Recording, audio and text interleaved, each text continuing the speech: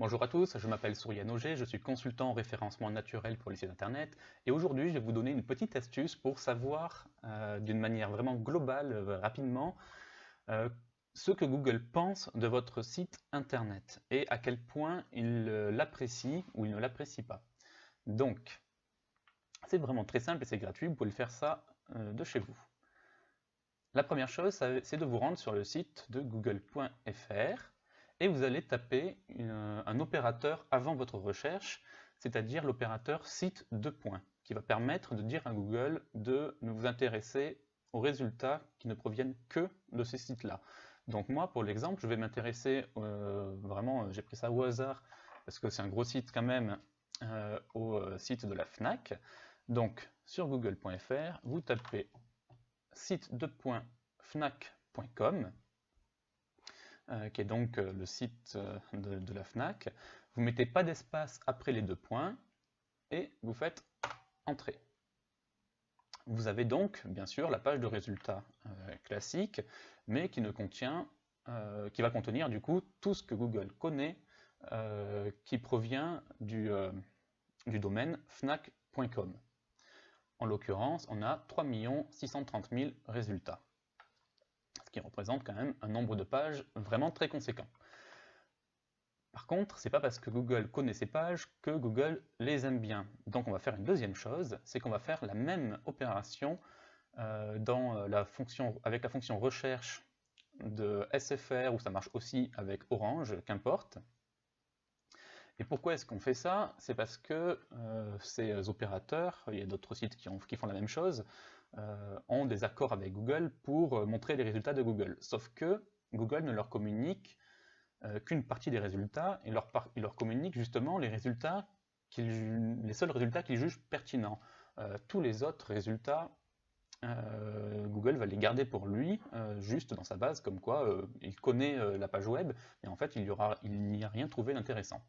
Donc, je vais sur le orange.fr par exemple, ou sfr.fr/recherche, voilà, et je fais la même chose, site 2.fnac.com, et je lance la recherche. Donc, il y a bien la confirmation que la recherche a été faite avec le moteur Google, mais cette fois, on tombe sur 295 000 résultats. Donc on est quand même vraiment très loin des 3 600 000 résultats que l'on avait actuellement, enfin que l'on trouve sur Google.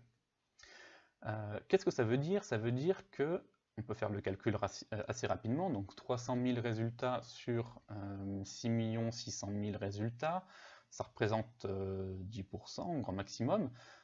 Donc ça veut dire qu'il y a 90% du site, des pages internet de la fnac.com que Google juge non pertinentes et qu'il n'ira jamais afficher, en tout cas en l'état, tant qu'elles n'ont pas été modifiées, que Google n'ira pas afficher quand on tapera une requête. Donc voilà, vous pouvez faire ça avec votre propre site internet. Et bien sûr, l'idée, ça va être d'arriver à décider après coup que faire avec ce résultat. Si le gap est aussi important que ça, par exemple pour le site de la FNAC, où il y a quand même du coup 90% du site web que Google trouve pauvre ou sans intérêt. Donc la première question à se poser, c'est est-ce que les 295 000 résultats que Google juge pertinents, déjà, est-ce qu'ils vont ranker sur les bons mots-clés et est-ce qu'ils correspondent à des pages intéressantes? Et dans les 3 300 000 résultats que Google trouve non pertinents, est-ce qu'il y a des pages marchandes? Est-ce qu'il y a des pages qui auraient dû être fortes là-dedans? Ou est-ce que ce sont juste des pages vieilles, d'anciens contenus, je ne sais quoi, d'un blog qui n'est plus lu par personne, etc. Et dans ce cas, ça peut être une décision de les dégager ou de les renforcer ou de faire, voilà, il y a plusieurs options possibles et c'est là où il faut passer par une agence, par un consultant SEO pour prendre ce genre de décision et pour vraiment comprendre pourquoi est-ce qu'il y a autant de différences.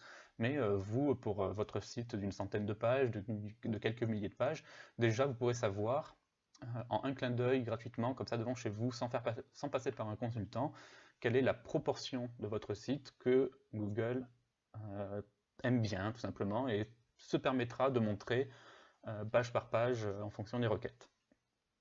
Je vous remercie et à bientôt pour une prochaine vidéo.